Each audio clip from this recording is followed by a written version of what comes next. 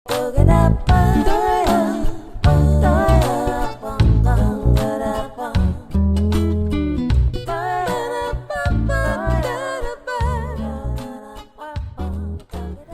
selamat malam. Sesi ini tentang ethics. Kata etika dan etiket bisa bedain ya. Jadi bukan etiket lingkungan, tapi etika lingkungan. Ethics artinya the as it should be, keharusan, normativitas yang basisnya adalah argumen. Itu yang namanya etis. Jadi sesuatu disebut punya masalah etis bila dia menuntut justifikasi rasional terhadap satu problem itu. Jadi bukan karena keyakinan, bukan karena kebiasaan, bukan karena hobi, maka itu disebut sebagai ethics, tapi karena ada susunan pikiran untuk mengaktifkan argumen itu. Tidak etis Anda berbohong tentang situasi ekonomi. Itu bukan soal etika itu. Di situ soal opini, tapi etik selalu menimbulkan konfrontasi argumen. Jadi saya mau menerangkan bagian itu dengan mengambil beberapa poin yang telah diucapkan oleh pengajar yang lain selama 3 sesi yang lalu. Nah, supaya kita tune in dengan soal ethics ini, dan etika lingkungan itu dianggap sebagai a new kind of ethics, karena biasanya orang bicara ethics itu dalam rangka tuntutan mempromosikan humanity. Di dalam etika lingkungan kita pindah dari center yang antropologis ke center yang biosentris itu. Jadi ada refocusing di dalam pembicaraan ethics. Dulu orang nggak kenal tentang hak-hak binatang, hak mawar untuk tetap mekar, hak sungai untuk berlekuk, hak gunung untuk dingin. Orang anggap itu aneh kalau barang di luar manusia diberi status moral. Sekarang hal itu justru dianggap sebagai a new kind of ethics. Hak burung dara untuk terbang berarti hak pohon untuk tidak ditebang. Sebab burung dara berhak membuat sarang di pohon itu. Jadi dengan sendirinya ada 2 hak di situ, hak burung dara dan hak pohon. Sekarang kalau orang tanya apa dasarnya burung dara harus punya hak, apa dasarnya pohon harus punya hak, itu kita bicara tentang etika lingkungan. Dasarnya apa? Pembenarannya apa itu? Kalau dibilang ya kan tradisinya begitu supaya hijau, ya itu soal hobi kita aja. Nah, kalau hobi kita begitu, ada orang yang bilang hobi saya adalah menembak burung, hobi saya adalah menebang pohon itu. Jadi mesti ada satu rational foundation yang bisa menghasilkan prinsip tentang mengapa pohon punya hak untuk membela diri. Moral standing of trees misalnya itu. Legal standing of burung dara misalnya. Sehingga di dalam dunia pikiran itu menimbulkan berbagai macam kontroversi. Jadi ada kontroversi baru di situ tuh.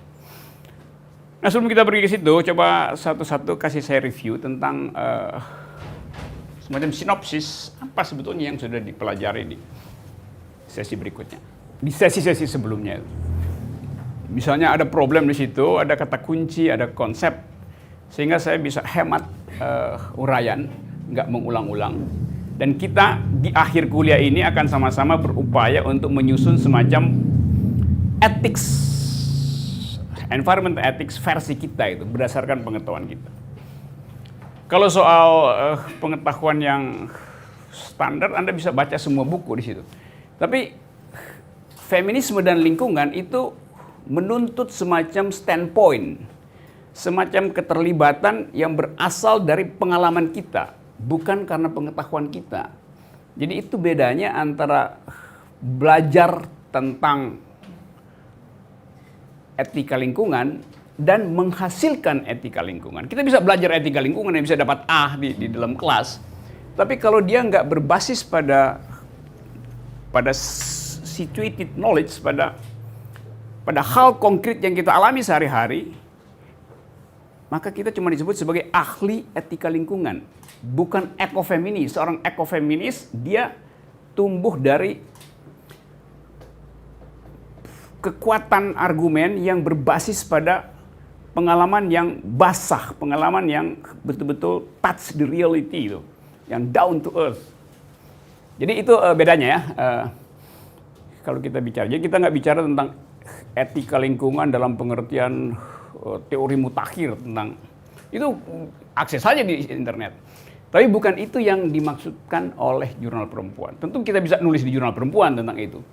Tapi menghasilkan seorang laki-laki yang ingin menyebut diri I am a male feminist, artinya dia pernah mengalami satu situasi dramatis tentang kehidupan ketidakadilan, dan bisa jadi ketidakadilan itu basisnya adalah karena eksploitasi lingkungan. Demikian juga bila seorang perempuan bicara tentang I am an eco-feminist, dia bukan berarti dia hafal Sandra Harding atau baca God of Small Things dari Arundhati Roy. Nggak begitu. Tapi dia pernah mengalami itu sehingga berbekas di dalam sistem pengetahuan dia tuh. Oke ya? Jadi kita bicara itu, dan lebih baik kita diskusi panjang. Saya jadi semacam fasilitator untuk menguji apakah kita sanggup untuk carrying burden of being eco-feminis itu. Di pengajaran yang pertama dari Bu Gadis, itu saya mendapatkan, ini kemudian saya refleksikan dengan pengalaman saya, bahwa kebetulan saya tinggal di kota, saya hidup di lingkungan urban, bukan berarti saya nggak bisa menjadi seorang ekofeminis. Karena ternyata seorang ekofeminisme itu sendiri berasal dari basisnya adalah penolakan atas dominasi. Nah, walaupun saya tinggal di kota, saya bisa merefleksikan itu bahwa saya bisa menjadi ekofeminis juga dengan saya menolak dominasi. Misalnya, saya menolak makan sesuatu karena sesuatu itu dihasilkan dari tindakan-tindakan eksploitatif. Atau saya menolak membuang sampah sembarangan karena saya tahu itu tidak baik terhadap lingkungan. Dari mulai hal kecil itu sebenarnya seorang perempuan kota pun bisa menjadi seorang ekofeminis karena dia sedang menolak dominasi itu. Itu sih, itu yang paling menarik di kuliah pertama. Mungkin teman-teman yang lain ada mungkin yang merasa itu mah feminis literatur aja, karena di brief oleh pengetahuan maka dia jadi ekofeminis. Ada kritik semacam itu, kita coba uji satu-satu jalan pikiran itu. Yang menganggap bahwa orang kota jadi ekofeminis itu karena semacam caper gitu. Sama seperti di Jakarta sekarang ada semacam hobi baru, CEO itu, eksekutif muda itu, Esmut itu. Kalau udah weekend dia pergi ke Sentul, naik sepeda di situ, dianggap wah ini udah peduli lingkungan. Tapi kalau Anda lihat, sepeda itu sampai di Sentul dibawa oleh mobil mewah. Artinya sepeda itu juga pakai bensin buat nyampe di Sentul tuh. Dia nggak kayu dari sini. Sampai di sana dia mesti cari tempat parkir gitu. Terus segala macam. Nanti saya coba lihat kontradiksinya, dianggap sebagai ya tapi kami ini bersepeda meninggalkan polusi kota. Iya, tapi you bawa polusi baru ke tempat saya, ke Sentul, karena you bawa mobil yang gede-gede itu untuk ngangkut sepedanya tuh, karena sepeda minimal 50 juta satu sepeda itu, karena terbuat dari karbon misalnya. Dan untuk produksi satu sepeda itu membutuhkan energi lebih dari memproduksi 2 mobil. Kalau sepedanya mewah itu energi di pabrik itu, pabriknya eksklusif. Kalau kita produksi mobil udah ada standarnya tuh. Jadi semacam Fordism, sehingga satu kali bikin langsung jadi. Kalau bikin sepeda itu eksklusif, artinya ada mesin baru dibikin, artinya ada industri baru, artinya ada polisi baru untuk menghasilkan sepeda. Jadi kita lihat connectedness dari problem itu, menganggap bahwa saya akan mengayuh sepeda untuk memelihara lingkungan, padahal untuk menghasilkan sepeda semahal itu diperlukan polusi yang lebih besar daripada membuat satu bis kota itu. Bisa nanggap logiknya ya, gitu itu. Jadi selalu ada underlying ideas yang kalau kita nggak periksa, lalu kita bisa sama-sama kagum itu bahwa, iya ya, padahal sebetulnya ada kebohongan di dalamnya, ada value yang disembunyikan. Nanti kita bongkar pelan-pelan. Jadi saya tadi kasih semacam keberatan supaya ada diskusi. Bagaimana misalnya kalau Anda sebut, ya kita orang kota bisa. Lalu saya kasih contoh, bagaimana kalau orang yang pakai sepeda tadi bilang hal yang sama gitu. Kira-kira gitu, supaya kita diskusinya tajam ya. So I'm playing devil's advocate gitu. Sumber air yang mereka ambil itu, warga di sekitar pun tidak mendapatkan itu. Istilahnya dikooptasi sama mereka gitu, hak-hak warga sekitar juga gitu. Kalau saya sih pengalaman itu. Per detik ini saya nggak pernah beli yang merek Aqua. Anda minum air pump yang bagiannya. Oke, terus kita bisa bikin semacam political analysis di situ. Air pump itu diproduksi untuk publik. Di belakang itu ada perjanjian misalnya antara Palm Jaya dengan perusahaan-perusahaan Prancis. Perusahaan Prancis juga memproduksi Aqua di sana tuh. Jadi mungkin aja kita nggak minum Aqua di sini, tapi kita minum value added dari perusahaan Prancis yang memproduksi Aqua, yang juga klaim bahwa itu datang dari sumber yang paling murni di dalam pegunungan Prancis. Karena orang dia suka klaim ini umur dari air saya itu di Prancis itu kira-kira udah 400 tahun. Jadi air tanah yang tersimpan 400 tahun. Terus kita bilang, loh justru air tanah yang 400 tahun nggak boleh dieksploitasi. Tapi kalau ambil air tanah yang usianya udah 400 tahun, artinya kita minum mineral yang adalah bekuan dari darah nenek moyang, tulangnya jadi mineral di situ setelah 400 tahun misalnya. Kenapa nggak boleh begitu? Ya karena siklus air itu 40 tahun, berarti 400 kali 10 kali siklus air yang kita minum.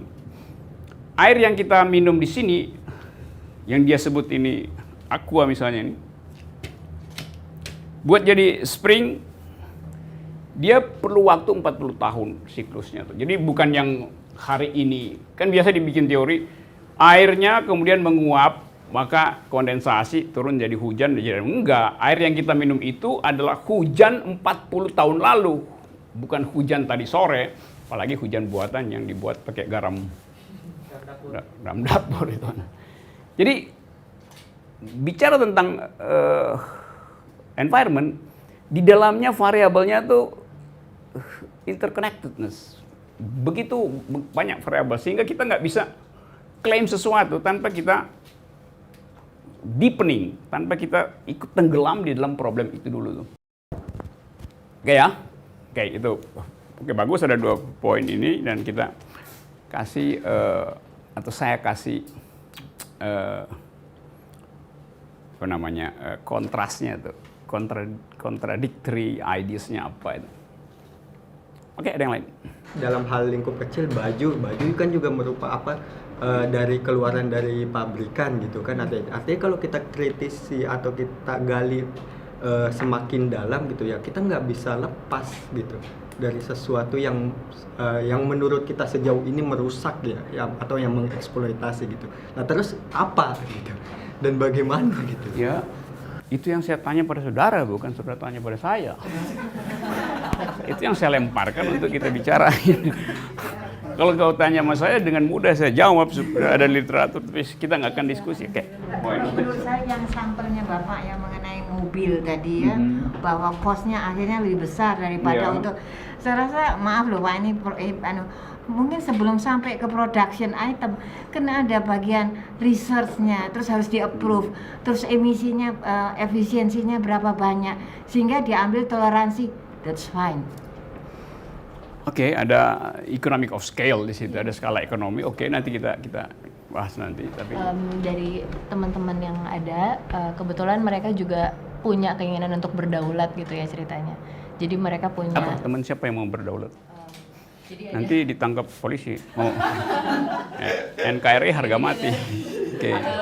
anak-anak muda juga gitu Oke. ya, yang mereka ingin juga untuk oke, kita sadar bahwa kita kayaknya masih tergantung nih mungkin gitu ya sama industri atau kita jadi, dan itu akhirnya ada dampaknya secara lingkungan sosial juga gitu. Akhirnya mereka membuat inisiatif oke, kita bikin sendiri gitu, misalnya baju atau misalnya makanan yang sehat, yang lokal atau segala macam itu gitu ya. Baju mungkin yang dari organic cotton dan lain-lain gitu. Dan hal itu banyak sekali gitu, kayak misalnya pewarnaan yang alami gitu supaya nggak merusak lingkungan misalnya gitu. Banyak sekali yang melakukan hal itu, tetapi pada akhirnya ketika mereka sudah sampai ke market gitu ya, mereka jadi kena demand-nya market gitu ya gitu. Terus jadi berhenti di situ gitu, terus terjadi gap antara keinginan mereka yang sebetulnya seperti apa, dan akhirnya ya itu jadi kayak nggak akhirnya nggak sampai gitu. Di Tebet itu tutup semua sekarang, distro itu. Karena konsepnya tadinya indie, Pak, independent, desain segala macam. Akhirnya kalah oleh mass production itu. Oke, jadi nanti itu poin bagus juga. Jadi kadang-kala semacam ethics untuk revolusi, untuk memberontak, untuk berdaulat, dia kemudian masuk di dalam wilayah yang sebetulnya bisa kita deteksi sejak awal bahwa pada tingkat tertentu revolusi akan memakan anaknya sendiri gitu. Kan jadi begitu kan? Yang tadinya di Bandung segala macam masuk ke Jakarta. Dulu kan satu jalan Tebet itu produk alternatif semua kan. Tapi ya karena nanti kita bicara apakah itu, kan itu saya bilang itu karena hobi atau karena ada semacam dignity dan conviction yang kuat dari orang sehingga mau fight melawan komoditas, problem komoditas. Di situ kita bisa lihat, oh ternyata Anda gagal karena Anda sebetulnya cuma ingin mengambil keuntungan dari isu ekologi itu. Kan ada yang ya segitu. Sama dengan problem yang dialami oleh Vandana Shiva misalnya dalam soal protect agriculture itu macam-macam. Tapi oke, saya dapat. Jadi kita lihat ya, menjadi seorang ekofeminis itu membutuhkan analisa yang dalam, tajam, menghitung konsekuensi, dan bukan sekedar jadi ekofeminis yang fashionable gitu. Fashionista, saya ekofeminis yang fashionista, hanya sekedar segitu. Jadi logik di belakang itu adalah waktu kita pindah dari anthropocentrism pergi pada biocentrism, seluruh etik kita itu berubah. Termasuk cara kita memberi harga, termasuk cara kita untuk memilih desain segala macam. Selama kita ragu-ragu untuk hijrah dari anthropocentrism pergi pada biocentrism, maka akan kena hukum seperti tadi tuh. Seolah-olah ingin berdaulat, tapi baru jalan 2 langkah udah balik pulang cari mama. Cari mama ya, bukan cari ibu saya bilang. Saya bilang cari mama, karena papa lagi di rumah sakit.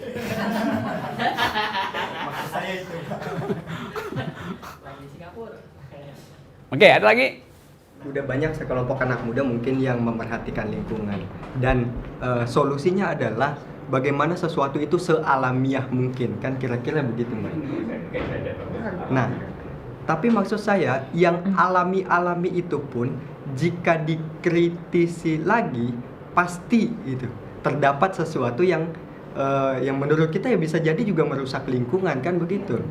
Kan pada akhirnya begitu permasalahannya. Kalau kita pengen mengkritisi lagi gitu loh. Nah, lantas kira-kira apa lagi nih selain itu gitu loh. Saya mau menambahkan dari Dedi ini. Kan Dedi mengatakan oke, ini sudah low alamiah, tapi kalau dipikir-pikir ada lagi kan. Sebetulnya kita harus mikir lagi standar pollutionnya itu berapa yang bisa ditolerir. Jadi semua ada, tapi kita punya standar bakunya itu berapa, itu yang harus dikonsider menurut saya. Saya ingin langsung ke pertanyaan. Jadi dari 3 kelas yang kemarin, dari kelas Bu Gadis, Mama Aleta, dan Bayi Ayah, ya, saya berusaha mencari satu poin yang tidak saya temukan. Dan poin itu adalah bagaimana kita kan tidak bisa berlari dari pembangunan dan produk-produk kapital yang itu meningkatkan konsumsi kita, sehingga menyebabkan hutang-hutang ekologis dan kerusakan ekosistem, kerusakan ekologis. Nah, yang ingin saya cari adalah bagaimana kita bisa menemukan suatu poin indikator yang logis perihal pembangunan yang tidak mengkhianati ekologi. Jadi seperti apa sebenarnya? Kita kan nggak bisa berlari dari pembangunan dan kita nggak bisa terus-menerus mengorbankan ekologi. Kira-kira indikator yang logis itu seperti apa yang tidak terjadi pertentangan di sana? Terima kasih, Pak. Diskusi untuk menemukan semacam underlying assumption dari produk komoditi, hubungan komoditi dengan keadilan, ecological justice, environmental justice, itu baru bisa kita ucapkan kalau kita benar-benar tadi sudah tiba di dasar persoalan. Itu soalnya. Jadi nanti Mbak siapa tadi? Mbak Mariam, nanti saya ulas itu. Oke, Mariam, nanti di ujung ini pasti saya ulas itu. Tapi terima kasih Anda mengingatkan problem yang selalu ada di headline, yaitu mencari semacam sphere of possibilities di mana policy tentang keadilan itu bisa sejalan dengan etik baru tentang ecological justice. Oke, saya akan anggap itu sebagai problem untuk mencari semacam cross-cut ideas antara the economy and the ecology itu ya, di ekonomi dan ekologi. Ingatin saya Pak Nopal ya, saya akan ke situ ke Mbak Mariam ya. Oke, yang lain? Oh, jadi ingat pembicaraan saya sekitar 2 atau 3 tahun yang lalu dengan siswa saya kelas 6. Dengan? Siswa kelas 6. Waktu itu saya baru saja seperti sedang senang-senangnya dengan kenyataan bahwa alam itu punya hukum sendiri ya. Jadi dia sebenarnya tidak tergantung kepada manusia, tapi justru manusia yang tergantung kepada alam. Dan ada semacam gambar di situ, aku lupa dari mana. Jadi gambar itu kita menggambarkan bumi sebagai ibu, tapi ketika ibu bumi menggendong manusia, dia mengatakan, oke, terus saja lu rusakin gua, sebentar lagi lu mati di tangan gua gitu. Jadi ada satu hukum alam, yaitu tenaga endogen, tenaga eksogen, yang sebenarnya mendudukkan alam itu punya kuasa lebih daripada manusia. Jadi mau manusia jungkir balik, tetap saja alam yang lebih berkuasa. Dan siklus alam yang disampaikan oleh Mbak yang dari Walhi, saya lupa, maaf namanya, yang mengatakan bahwa siklus air sekian puluh tahun, siklus sekian puluh tahun, pada dasarnya siklus itu akan memang selalu berubah. Kutub utara akan menjadi kutub selatan menjadi kutub utara, akan ada siklus di mana bumi mengalami kehancuran dengan sendirinya. Jadi tadi dimulai dengan sebenarnya statusnya apakah manusia yang punya kuasa atau alam yang punya kuasa. Ketika saya bicarakan itu kepada anak-anak, dengan seketika anak-anak menyadari bahwa oke, kalau kita nggak bergerak sekarang, yang mati kita bukan alam, karena alam punya hukumnya sendiri. Jadi kalau bicara mengenai ekofeminisme, kita bicara mengenai mendudukkan siapa yang sebenarnya punya identitas, bagaimana caranya berdampingan antara dua identitas.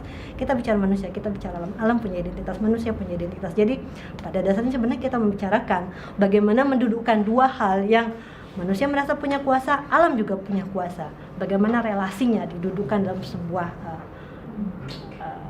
win-win solution. Seperti itu sih kalau pendapatku. Kita nggak akan coba mencari win-win sebelum kita berhasil detecting the faulty argument. Jadi kita cuma bisa bilang, oke itu win-win. Setelah kita kuras semua, seluruh argumen palsu di dalam debat itu, debat antara keinginan manusia untuk mengatur alam dan inherent logics dari alam. Alam telah menulis hukumnya sendiri itu. Tapi kita yang sebutin sebetulnya tuh. Bahwa alam, karena kita mesti assume supaya kita bisa pergi pada semacam apresiasi itu.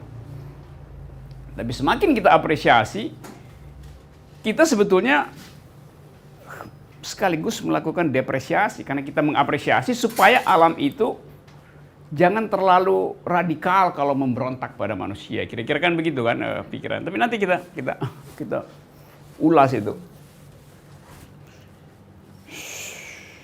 10 hari lalu saya masih di ketinggian 6.000 meter di Himalaya. Untuk tiba di Himalaya kita mesti lewati satu kampung namanya Langtang. Langtang Valley. Ada di kira-kira 4.500 meter. Tahun 2015 di Langtang itu terjadi satu peristiwa yang paling diingat oleh masyarakat Nepal, yaitu avalanche. Dan karena gempa bumi maka esnya longsor itu dengan batu-batuan. Maka Langtang yang berpenduduk kira-kira 900 orang itu ratah tanah tenggelam di bawah ketebalan es kira-kira 30 meter. Satu desa hilang. Hilang di situ 900 orang Nepalis dan 90 orang asing. Termasuk di dalamnya ada 3 warga negara Indonesia. Saya bikin foto di situ.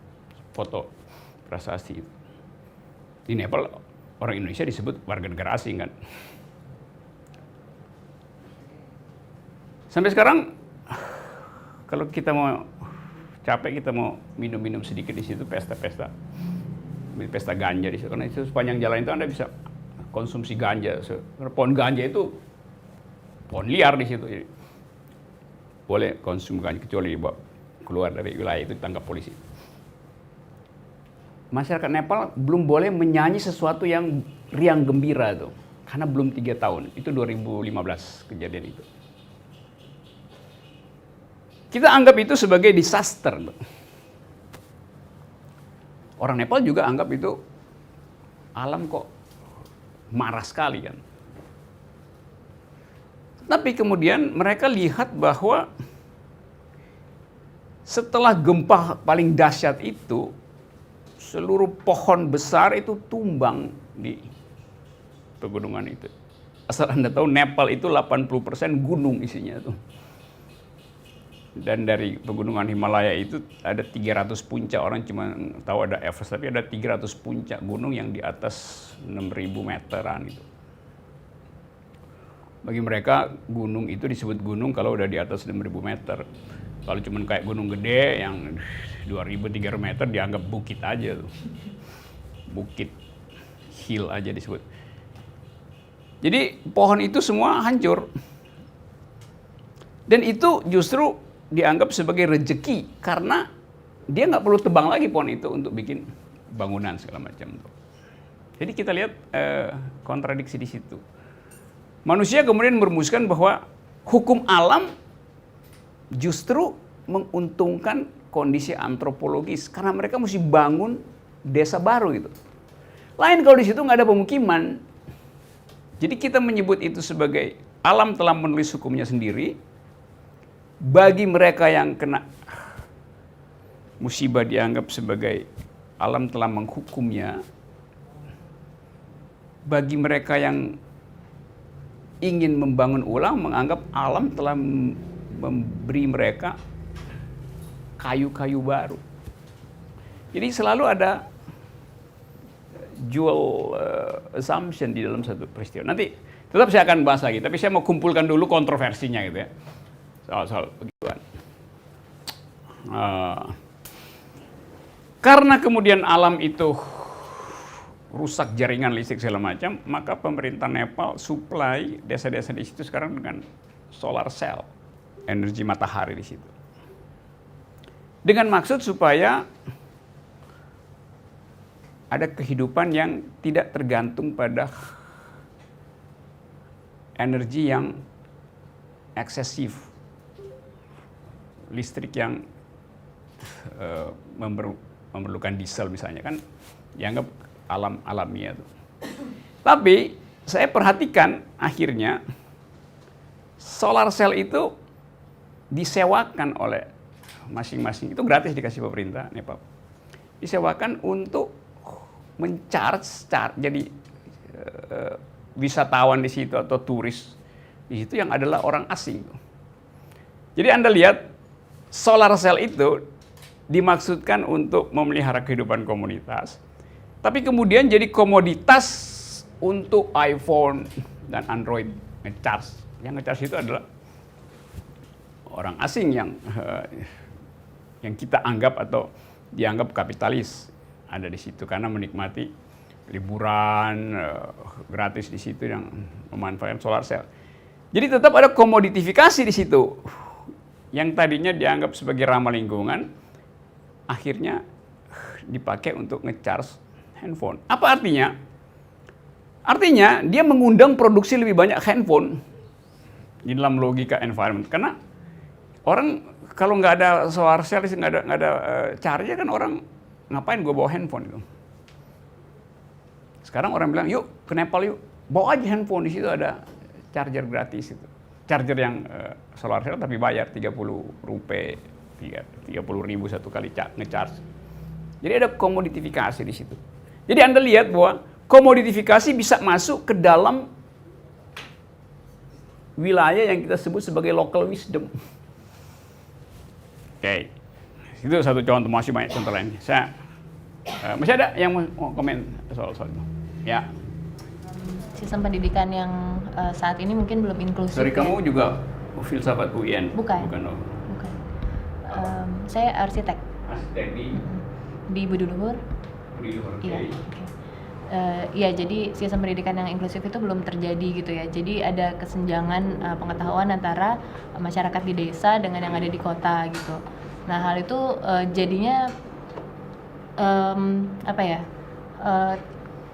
aksinya tuh jadi berbeda-beda gitu, dan kadang-kadang nggak sejalan jadinya gitu.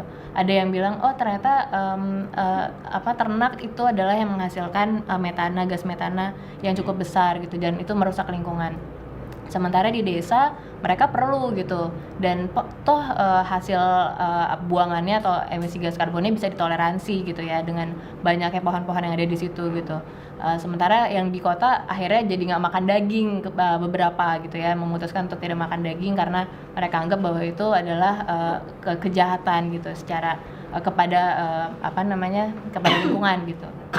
Jadi mungkin itu yang agak-agak jadi bagaimana gitu untuk bisa supaya sistem pendidikannya lebih inklusif aja gitu. Kalau kita lihat Jakarta misalnya, atau Masjid Istiqlal, coba Anda lihat Masjid Istiqlal. Ini ada pilar-pilar, terus ada kubah gitu.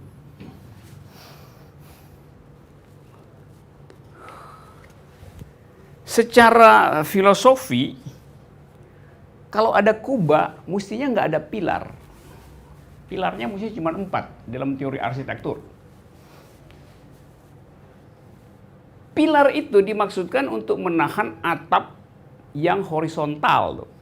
Kalau kita pergi ke Yunani, kuil-kuil itu begini dia. Mesti banyak pilar tuh. Tapi kalau ada lengkung begini, cukup 4 pilar. Karena secara fisika, lengkung itu menahan dirinya sendiri dengan kelengkungan itu. Jadi kita anggap, loh ini kan berlebih, ini kan eksesif secara material tuh. Ngapain?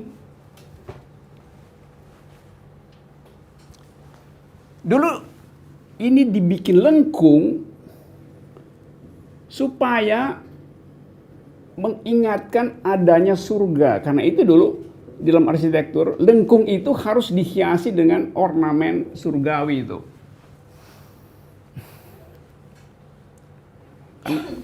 Di Basilika Santo Petrus misalnya, di Vatikan, semua gereja di Italia selalu ada lukisan di atas tuh. Supaya kita tahu bahwa gereja itu adalah, lengkung itu adalah representasi dari langit. Jadi langit kita bawa turun sehingga kita dapat lengkung. Lalu kita dapat sensasi teologi di situ. Dengan itu sekaligus udara bertukar, jadi lebih leluasa udara karena kurang pilar. Tapi kalau dikasih pilar, terpaksa mesti pakai AC. Kalau di sini kita kasih AC, maka setiap kali saya tambah satu AC, saya memproduksi kalor keluar kan. Jadi panas saya buang keluar supaya ini dingin tuh. Suhu di sini yang tadinya 18 derajat misalnya, sekarang naik jadi 20 derajat. Akibatnya saya mesti pasang AC lagi di sini nih. Naik terus tuh. Saya pasang di sini, yang di sini juga naik jadi 23, pasang AC lagi. Jadi tadinya nggak ada AC, akibat ada AC di situ seluruh kota itu jadi hot island. Hot island bahasa Indonesia bukan pulau panas ya. Pulau Panas itu judul film Triple X dulu. Jadi kita lihat paradoks dari industri, dari sistem arsitektur. Dia membuat lingkungan jadi panas. 18 derajat itu suhu kamar pengantin. Sekarang dia jadi panas. Akibatnya seluruh kota mesti pasang AC itu. Hanya karena salah arsitektur. Jadi orang bisa bilang, ya kan itu lambang. Saya pakai Istiqlal karena lebih mudah kita lihat di situ. Mungkin kita nggak bicara dulu karena Jakarta belum sepanas ini. Tapi yang lebih lucu adalah rumah-rumah di tata kota, rumah-rumah keren di Jakarta kan. Pilar sekaligus ada kubah. Artinya orang nggak ngerti filosofi dari kubah gitu. Maka kita lihat bahwa, rumahnya kok masif banget itu. Dome-nya itu dengan sendirinya menahan bebannya sendiri itu. Jadi kontradiksi lagi tuh. Oke, nanti saya cari cara lagi buat kita. Masih ada yang mesti omong sebelum saya kasih poin-poin itu. Ya. Kalau saya menangkap ada satu pola yang sama gitu dari cerita-cerita tadi, di mana manusia itu cenderung disebut hidup ketika dia tumbuh, ketika dia berkembang, dan itu diidentikan dengan ekonomi. Jadi kapital itu disebut tumbuh ya kalau dia bertambah besar. Ditunjukkan dengan kegagahan yang selalu jadinya jumlahnya besar. Kayak misalnya kesuksesan sebuah bangunan ditentukan dengan banyaknya pilar-pilar. Dan sementara alam itu tidak selalu demikian. Bahwa ketika jamur itu tetap berwarna hijau misalnya atau berwarna putih, itu ya dia sedang tumbuh sebenarnya gitu. Dan dari kontradiksi bahwa satu entitas merasa dirinya harus besar, tumbuh besar, dan satu entitas lain itu ya tidak melulu harus besar, itu ada tabrakan yang besar. Dan dari tabrakan dua arus itu, kita semua selalu berpikir bahwa kita harus mencari win-win solution-nya. Kita harus mencari titik tengah dari dua tabrakan besar ini, karena nantinya bahwa yang besar akan mengkooptasi yang kecil. Terus kemudian kita berpikir dari kita mencari jalan tengah tadi, kita berpikir kita harus menciptakan standar-standar baru. Dari standar-standar itu karena standar itu sangat luas konsepnya, kita harus turunkan lagi nih menjadi indikator-indikator. Dan sebenarnya belum tentu bahwa standar dan indikator tadi mewakili alam, karena alam sendiri sebenarnya tidak bisa bersuara sendiri gitu.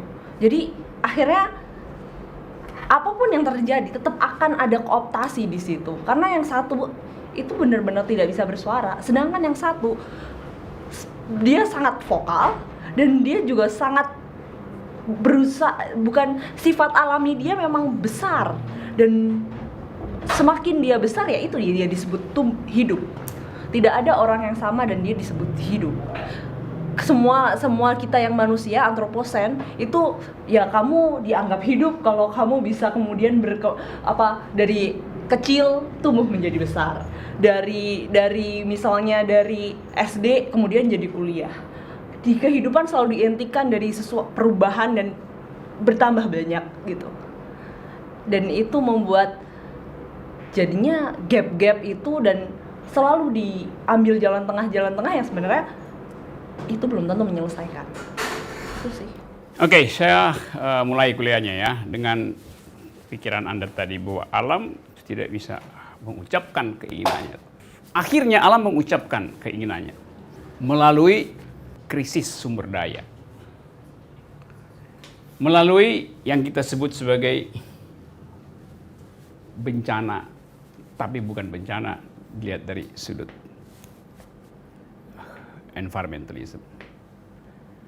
Alam mengucapkan keinginannya di tahun 70-an, 72 kalau saya nggak salah, melalui mulut seorang profesor filsafat di Colorado namanya Jonathan Stone. Satu waktu di daerah itu ada kegiatan industri untuk membabat hutan yang akan dijadikan semacam resort oleh satu korporasi. Dan Profesor Stone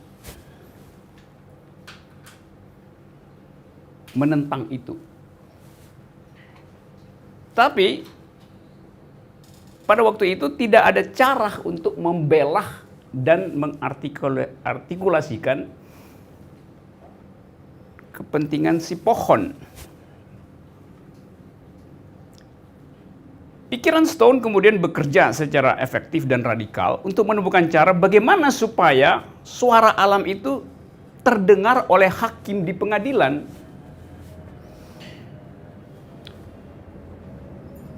Dia menulis satu artikel pendek, kira-kira 5-7 halaman, judulnya Should Trees Have Standing? Apakah pohon berhak untuk jalan ke depan pengadilan dan menyatakan saya tidak ingin ditebang? Sesuatu yang ajaib pada waktu itu. Bagaimana mungkin pohon itu bukan subjek hukum? Tidak ada dikatakan di situ bahwa pohon berhak untuk membela diri. Karena hukum kita antroposentris. Barang siapa artinya orang. Orang itu harus dewasa. Dewasa artinya pernah kawin atau di atas 18 tahun. Dewasa artinya tidak gila. Dewasa artinya laki-laki. Perempuan tidak punya legal standing di dalam tradisi hukum. Ini lebih gila lagi. Mau memberi legal standing pada pohon. Kan orang yang membela dirinya dia mesti datang before the law gitu, di depan hukum pengadilan. Ini pohonnya nggak bisa jalan. Bagaimana mungkin dia?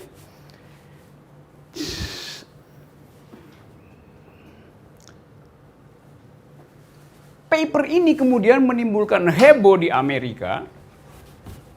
Heboh pertama adalah paper dari Rachel Carson, The Silent Spring. Udah pernah baca itu? Kalau belum saya terangin nanti. Sehingga kemudian terjadi diskusi hukum yang panjang lebar seperti kita tadi dispute tentang ini hak alam apa hak manusia itu. Inilah kampanye pertama yang kemudian menimbulkan teori yang disebut legal standing yang akhirnya jadi dasar dari hukum lingkungan. Dimenangkanlah oleh pengadilan di situ bahwa pohon punya hak untuk membela diri melalui pengampunya. Jadi dicarikan semacam perbandingan hukum. Kalau anak dalam hukum disebut idiot, nggak bisa berpikir, kan dia juga bukan subjek hukum kan? Karena dia nggak punya kesadaran, maka dia bukan subjek hukum. Kalau begitu dia boleh dibunuh, boleh dihilangkan. Boleh, dari segi teori hukum positif, ya dia kan nggak punya kesadaran, sama seperti janin nggak punya kesadaran, ya boleh diaborsi gitu. Debatnya ada di situ. Tapi kemudian orang bilang, iya tapi dia ada pengampunya. Siapa? Ya wali anak itu, kalau ibunya nolak misalnya atau ayahnya nolak, ada. Jadi teori perwalian itu kemudian dipakai sebagai cara berpikir paralel ke dalam sistem hukum. Maka dianggap bahwa pohon itu walaupun dia bukan moral person, tetapi dia diampuh oleh komunitas pengampuh hutan misalnya. Jadi kepentingan si pohon dilindungi oleh si pengampuhnya, masyarakat adat misalnya. Oleh karena itu si pohon kemudian punya legal standing. Sejak itu kemudian ada semacam pengakuan bahwa subjek hukum itu bukan sekedar manusia, tetapi juga makhluk yang non-human. Jadi ada perluasan pengertian tentang person in law. Dulu disebut person in law, apa namanya bahasa ini? Subjek hukum itu hanyalah orang. Waktu awal hukum dibuat, orang artinya laki-laki. Karena perempuan adalah properti laki-laki, jadi dia bukan subjek hukum itu. Jadi sekarang kita lihat evolusi dari hak. Tadinya cuma laki-laki yang boleh punya hak, dan laki-laki itu mesti dianggap sebagai laki-laki yang tidak, yang heteroseks, bukan yang homoseks. Karena itu kemudian ada istilah, supaya Anda bisa membuktikan, hadirkan seorang saksi di situ. Saksi itu harusnya seorang laki-laki. Dia disebut laki-laki kalau dia punya 2 buah sakar. Jadi bukan budak yang dikebiri. Dari situ istilah unus testis, nullus testis. Di dalam hukum ada doktrin itu. Satu saksi bukan saksi. Mesti ada 2 saksi. Yaitu laki-laki. Sebetulnya datang dari kata testis, testicle. Buah sakar, buah peler kalau orang bilang. Jadi Anda lihat dari awal hukum itu seksis, patriarkis. Perempuan nggak boleh jadi saksi. Karena perempuan nggak punya buah sakar. Artinya nggak mungkin menghasilkan reproduksi. Jadi dari awal hukum sudah seksis. 1, testis, nullus, nihil. Ini bukan testis. Kenapa? Laki-laki disebut laki-laki kalau punya 2 buah sakar. Kalau cuma 1 dia bukan laki-laki. Apalagi yang tidak punya, yaitu perempuan. Bisa dapat ya logik itu ya. Sekarang pohon nggak punya testis. Tapi kemudian ide kita bertumbuh. Lalu kita mulai berpikir bahwa dulu perempuan bukan subjek hukum, toh dapat subjek hukum karena perubahan alam pikiran. Dulu anak-anak bukan subjek hukum, sekarang punya subjek hukum. Dulu budak bukan subjek hukum, sekarang budak adalah subjek hukum. Maka ada yang disebut the evolution of rights, evolution of ethics. Sehingga sekarang ada hak sungai untuk tetap jernih. Di New Zealand setahun lalu, sebuah sungai diprotek dan diberi hak hukum. Pertama kali di dalam sejarah dunia, sungai itu dianggap sebagai makhluk hidup. Sehingga Anda nggak boleh kotori sungai itu. Anda kena hukum langsung. Anda nggak boleh tebang 1 pohon pun di sungai itu. Anda kena hukum. Tapi ada konsekuensinya. Misalnya, kalau sungai itu kemudian menyeret seseorang dan tenggelam, sungai itu mesti dinyatakan kriminal apa enggak? Kan sungainya membunuh orang kan? Debatnya masih berlangsung sampai sekarang. Begitu non-human being dikasih legal standing, di dalamnya juga berlangsung konsekuensi dari legal standing itu. Sekarang bagaimana kalau ular piton misalnya dikasih legal standing? Jadi prinsipnya adalah ethics evolve. Etika itu tidak beku, dia evolve, dia mengalami evolusi itu. Jadi Anda jangan kaget misalnya dalam 2 tahun kemudian ke depan hak batu untuk tetap utuh, nggak boleh dipecah misalnya. Bisa aja. Yang kita anggap sekarang kita nggak tahu perkembangan soal-soal semacam itu. Pohon yang tadinya barang yang di dalam agama disebut kuasailah alam. Jadi perusak alam pertama adalah teologi sebetulnya. Eksploitasilah alam demi kemakmuran manusia itu doktrin dalam teologi. Dalam pembelaan mungkin ya karena waktu itu mungkin belum ada problem scarcity. Tetapi secara hierarki dianggap manusia itu di atas alam, karena itu silahkan kuasai alam, eksploitasi alam. Yang sekarang kita anggap, wah itu artinya nggak beradab. Nah, dulu pohon itu juga kita anggap sih boleh kita potong. Sekarang kalau ada orang tebang pohon, kita anggap, dia nggak beradab ya. Nanti ada parameter, kapan dia boleh ditebang misalnya. Bahwa dia harus menghasilkan yang baru dibikin ya parameter, itu soal parameter. Selingkaran segini berarti boleh ditebang. Karena nanti ada tunas dari bawah. Kalau segini nggak boleh ditebang misalnya. Itu soalnya. Tapi prinsipnya adalah ada penambahan artikel dalam hukum yang menghendaki non-human being juga harus punya legal standing. Jadi pohon yang tadinya unspeakable, sekarang dia unstoppable. Sama seperti perempuan. Dulu perempuan disebut sebagai the unspeakable. Nggak boleh bicara. So, kalau perempuan bicara, kacau persidangan. Maka sebaiknya tutup mulut. Sekarang, feminism adalah the unstoppable. Sehingga orang akan bilang, you nggak ngerti feminism, berarti you adalah orang yang nggak bisa berpikir gitu. A man who graduates today and stop learning feminism tomorrow is an uneducated the day after.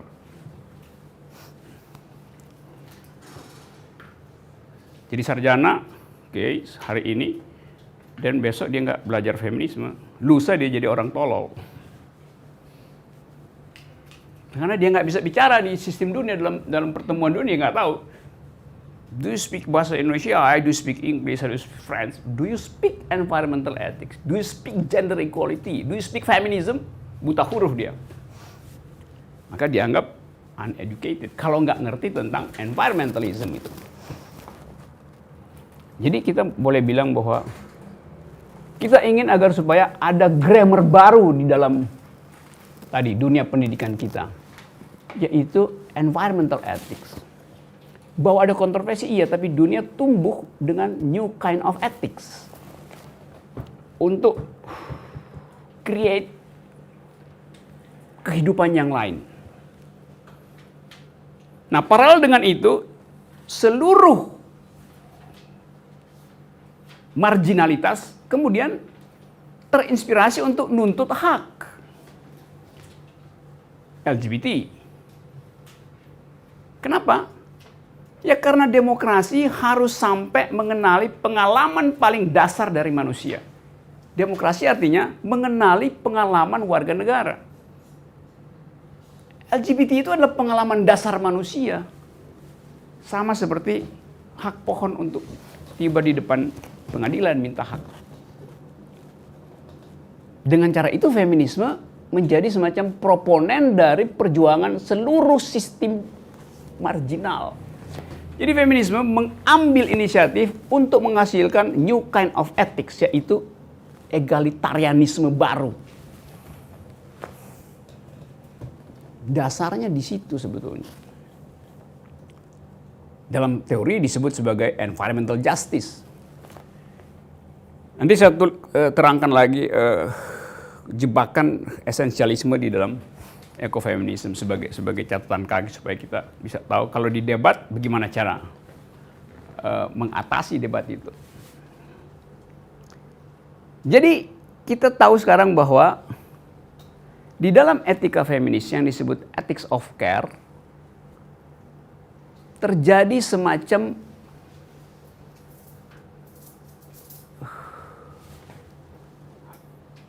pengutamaan baru, konsep baru tentang justice. Dulu justice adalah konsep yang sekedar soal distribusi hak untuk soal-soal materi ekonomi. Sekarang justice diperluas oleh teori feminisme itu. Dulu justice berpijak kepada ethics of right. Saya punya hak, Anda punya hak, maka kita compete di dalam rights. Sekarang feminisme merubah itu. Justice artinya ethics of care. Karena ada problem disparitas, ada problem hierarki dan segala macam itu tuh. Jadi paradigmanya pindah dari ethics of right ke ethics of care. Environment juga pindah paradigma, yaitu dari the right of nature, dari natural rights pindah menjadi the right of nature itu. Sama statusnya tuh. Hukum dulu basisnya natural right, hak-hak alamiah. Salah satu hak alamiah manusia adalah menguasai alam. Sekarang karena ada ethics of right, ethics of care yang disponsori oleh feminisme, sehingga menimbulkan should LGBT have standing, should trees have standing, should pets have standing, dan seterusnya. Kita konsekuensinya adalah nggak bisa lagi bertumpu pada natural right, hak-hak natural. Tetapi mulai memikirkan the right of nature, hak dari alam yang tadi disebut. Alam menulis haknya sendiri. Kita mengasumsikan itu supaya egalitarianisme itu jalan. Konsekuensinya tadi jauh. Kita pindah dari anthropocentrism pergi pada biocentrism. Efeknya macam-macam. Apa efek dari feminisme misalnya terhadap arsitektur? Sekarang banyak diulas, ditulis di mana-mana. Bahwa orang tidak lagi berpikir di dalam rangka koherensi matematik, koherensi fisika, tapi pada apa yang disebut sebagai design thinking. Right? Buat dapat fungsionalitas tapi sekaligus selesaikan problem. Bukan sekedar fungsionalitas instrumental di dalam ilmu modern misalnya. Jadi saya ulangi ya, kita pindah dari, karena tadi salah satunya oleh si Jonathan Stone, juga belakangan misalnya dalam tema yang sama oleh Vandana Shiva, udah pernah tahu dalil Vandana Shiva. Bagi Vandana Shiva, development itu, membangun itu artinya melanggengkan sistem patriarki. Karena waktu kita membangun, kita mengeksploitasi dunia materi, dikonversi jadi komoditas, lalu masuk ke pasar. Kita sebut ada progres. Tetapi begitu masuk ke pasar, berlakulah prinsip-prinsip patriarki. Sehingga pasar itu kemudian membuat perempuan tidak punya akses ke dalamnya.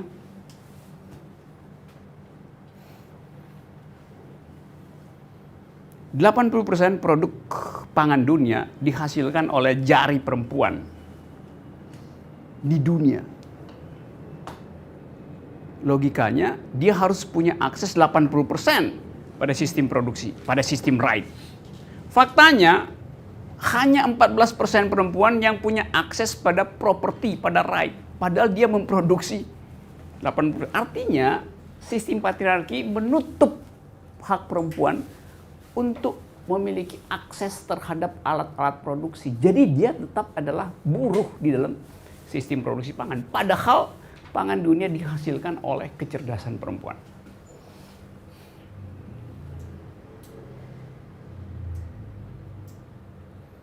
Oke, nanti kita lihat kritiknya supaya balance. Sampai di situ dulu. Ada problem? Saya lihat saya mengutip argumennya dari Igede Pasek soal reklamasi di Bali. Gunung Agung dan daerah pantai itu adalah satu kayak dalam teologi Hindu itu adalah satu kesatuan segala macam. Nah, kenapa di sini teologi kayak dijadikan satu alat yang paradoks gitu, maksudnya kayak saling tumpang tindih gitu. Nah, bisa dijabarkan gitu, Mas? Itu sama seperti orang Papua menganggap bahwa Garsberg, pegunungan yang sekarang jadi kontroversi, Freeport itu adalah payudara bumi. Perutnya ada di pantai apa yang di bawah Tembolok Burung itu tuh. Jadi itu satu kesatuan. Sekarang limbah dari Freeport persis dibuang ke pantai apa namanya itu yang di bawah itu. Kepala burungnya begini, pantainya di sini nih. Jadi dianggap dalam cara berpikir ekologi orang Papua, gunung ini yang adalah payudara bumi Papua dirusak dan kotorannya dibuang ke perut ibu bumi Papua. Tapi kita bisa lihat kok lama-lama nggak ada lagi yang bicara itu. Kok orang Papua justru menghendaki Freeport tetap di situ dengan asumsi pendapatannya lebih banyak masuk ke masyarakat Papua. Kan tetap ada semacam perubahan cara pandang. Jadi boleh eksploitasi asal memakmurkan. Local wisdomnya di mana tuh? Sekarang soal Bali. Reklamasi.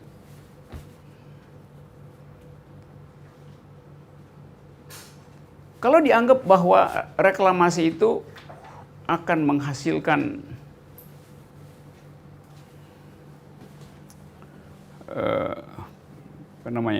rebound, berbalik untuk kerusakan lingkungan, dan alam pikiran itu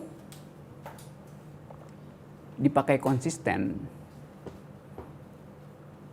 maka seharusnya reklamasi Jakarta juga dikritik orang Bali itu. Karena itu kan alam pikiran. Tapi kalau dianggap, ya ini kan local wisdom Bali aja. Ya, tapi logic behind the local wisdom adalah justice. Dan justice itu harusnya berlaku pada seluruh wilayah yang sama.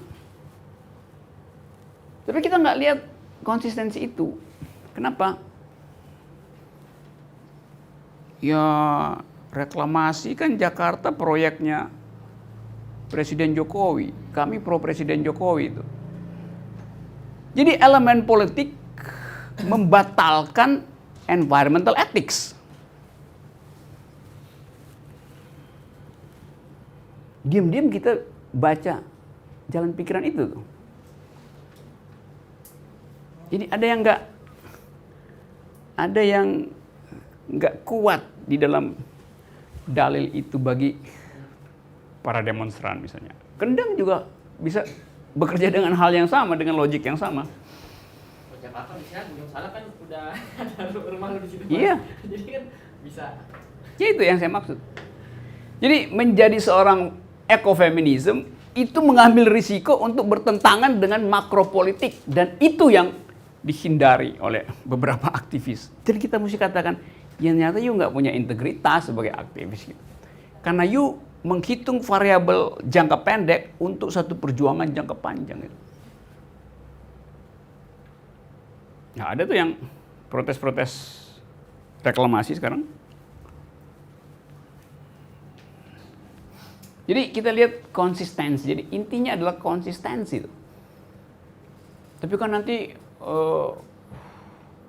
bermasalah nanti kalau feminis itu nggak ngitung itu, karena feminis itu investasi peradaban, bukan investasi politik gitu. Investasi 5 tahunan gampang aja kan dibongkar-bongkar tuh. Tetapi jalan pikiran feminis adalah menghasilkan justice. New kind of justice bahkan, bukan justice dalam pengertian distribusi Rawlsian, distribusi Lockean, segala macam itu, tapi a new kind of justice di mana inherent di dalam justice itu adalah ecological justice, environmental ethics. Itu yang jadi soal utamanya tuh. Oke, ada pertanyaan lain. Kalau misalnya yang sebenarnya sedang ingin dicari adalah ecological justice dan environmental ethics tadi. Nah, permasalahannya adalah siapa yang bisa mendefinisikan itu. Kalau kita berkaca pada isu climate change, misalnya dunia ini ditentukan dengan hitungan-hitungan komputer dan hampir semua orang punya hitungannya sendiri dan tidak ada yang sampai hari ini tahu siapa yang paling benar dan siapa yang paling salah. Dan akhirnya bagaimana mendefinisikannya? Kalau kita berasal dari sesuatu yang sama sekali tidak bisa kita definisikan, ya bagaimana kita bisa percaya sepenuhnya pada itu? Dan kalau kita sendiri tidak mampu kemudian mengakui bahwa tidak ada sesuatu kebenaran yang mutlak, bahwa bisa saja definisi-definisi yang sudah ada itu juga bisa ada antitesisnya, terus gimana gitu? Jadinya kan muter. Dan perputaran itu sebenarnya kan semakin menguji kita terhadap konsistensi sebenarnya. Apakah kita bisa konsisten mengikut berproses dalam dialektika ini? Dan sebenarnya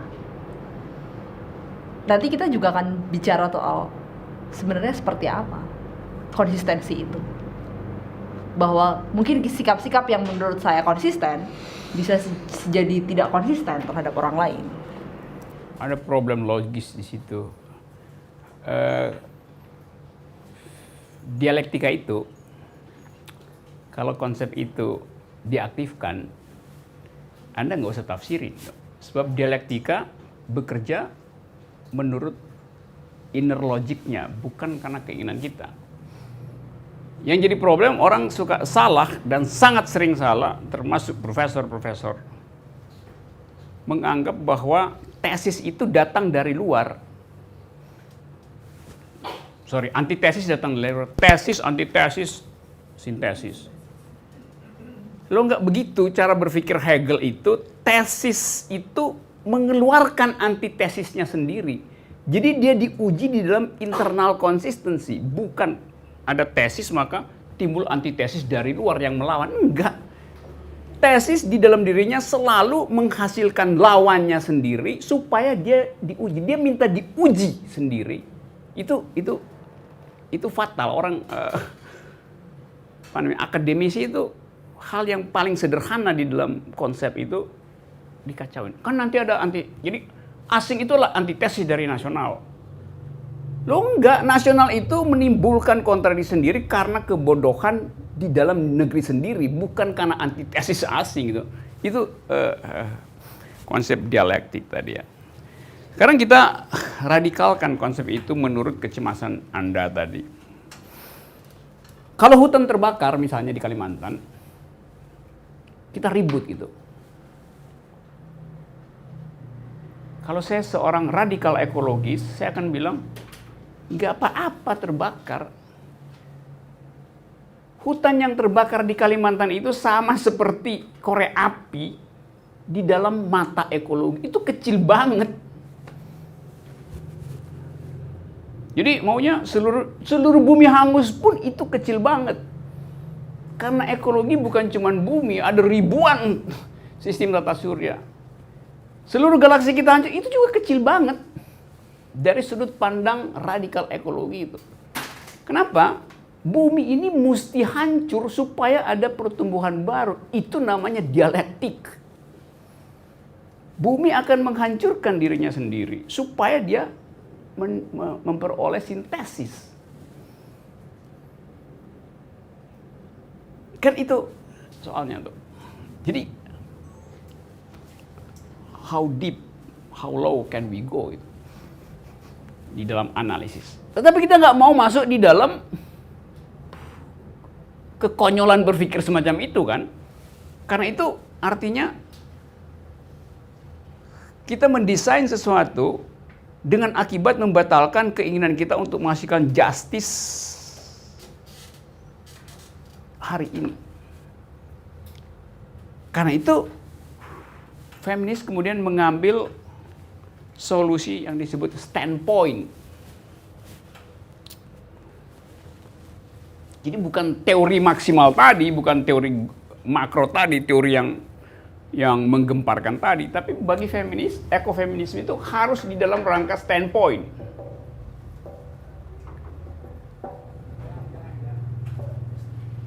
Standpoint ini ada dua pengertian, dan pengertian yang kedua seringkali kacau. Standpoint pertama artinya saya bersikap kritis karena saya tahu logik dari ekologi itu. Karena saya belajar tentang